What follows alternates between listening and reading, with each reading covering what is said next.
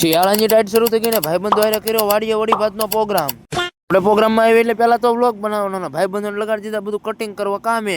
ભાતનો programme હોય એટલે પેલું કામ અમારું ભાતને બાફવા મૂકવાનું. આજ બનીને કમ્પ્લીટ થાય એટલે જયદીપભાઈ ચડી જાય સુલા ઉપર ને કરવા માંડે વડીનો વઘાર. ભલે ને વડીનો વઘાર કરે પણ આપણે બેઠ બેઠા જોવાનું. એ બનાવવા માટે રાય, ગરમ મસાલો, ડુંગળી ને હળદર નાખીને જયદીપભાઈ લીધો ચમચો હાથમાં ને બોલાવી બાકાજી કી. વડીનો વઘાર થાય એટલે નાખી દેવાનું આદુ પેસ્ટ, ત્યારબાદ ટમેટા અને તમને મજા આવે એટલે બીજા મસાલા નાખીને નાખી દેવાની છે વડી. શાક બનીને કમ્પ્લીટ થવા આવ્યું કે અમારા મીઠા વગરના ભાઈબંધને ખબર પડી કે મીઠું નાખવાનું તો બાકી રહી ગયું. પછી તો હું શાક ને ઘડીક હળવા તાપે સડવા દેવાનું ને જ્યાં થઈ જાય આપડી વડી તૈયાર. વડીના ભાત હારે ખાવાની મજા જ અલગ છે ને. તમારે શાનો પ્રોગ્રામ કરી કોમેન્ટ કરજો ને. હા ચટાકેદાર ડુંગળીને હારે હારે સાસના ભંભા હોતક લેતા આવ્યો મારા ભાઈબંધ. અડધી રાતે શાક બનીને કમ્પ્લીટ છું ને હવે બધાને લાગી ભૂખ એટલે મળશું ખાવા.